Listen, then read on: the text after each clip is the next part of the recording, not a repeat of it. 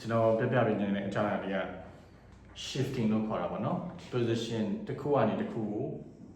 ပြောင်းတဲ့ဟာလေးကိုကျွန်တော်ပြပြပေးချင်ပါတယ်เนาะအဲ့ဒီချင်းကလေးတစ်ခုကကျွန်တော် use လို့ခေါ်တာပေါ့နော်ဒီ use ဆိုတဲ့စာအုပ်ကနေပြီးတော့သုံးတာပေါ့ use exercise လို့ပဲကျွန်တော်တို့ခေါ်ကြတာပေါ့နော်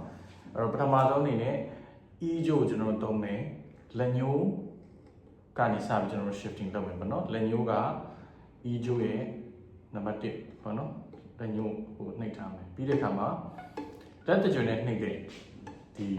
တတိယ note ပေါ့နော်တတိယ note ကိုကျွန်တော်တို့က shifting လုပ်မယ်အဲ့တော့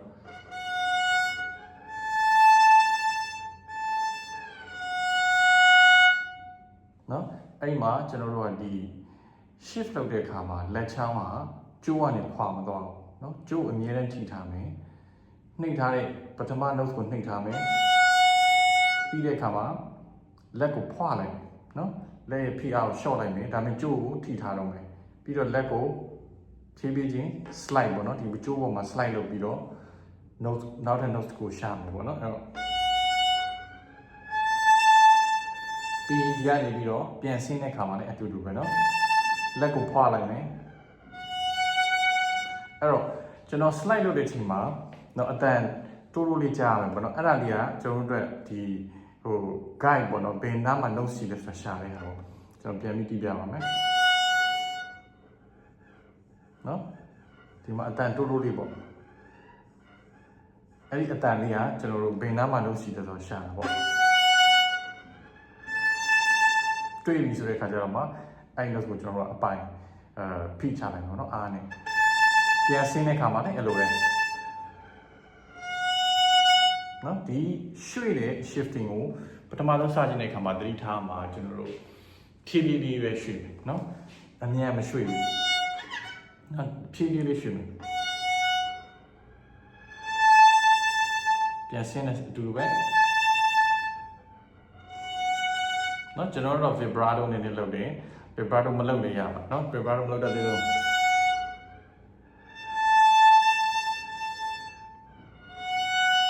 အဲ့ညမှာတခုတတိထားမှာကျွန်တော် shifting up ပေါ့နော်အပေါ်ကိုတက်တဲ့အတန်မြင့်သွားတဲ့အချိန်မှာဒီလက်ညှိုးကကိုရောက်ရမယ့်နေရာထက်ကျော်ပြီးတော့မရောက်စီနေပေါ့နော်ဘယ်လိုလဲဆိုတော့ဥပမာ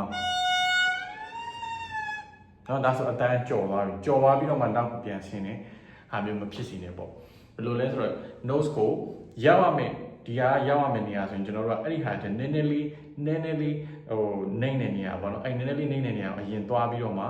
အဲ့ note ထဲကိုဒီ slide လုပ်ပြီးတော့ရအောင်ပေါ့နော်အပေါ်မကြော်ပုတ်တိထားအောင်အပေါ်ကြော်သွားခြင်းအပြင်ဒီလက်တွေကနေရာကိုမပတ်မိပေါ့ပြီးတော့အတန်လည်းကိုလိုချင်တဲ့အတန်ကပြတ်သွားတာပေါ့နော်အဲ့တော့ဒါဆိုကျွန်တော်ကြော်သွားပြီเนาะဒါဆိုရင်မကောင်းတော့ပြန်ပြီးတော့လုပ်မယ်เนาะပြန်ကြည့်ပြမယ်နော်နော်တဖြည်းဖြည်းလေးဒီလိုမျိုးအနှိမ့်ကနေအဲ့ဒီ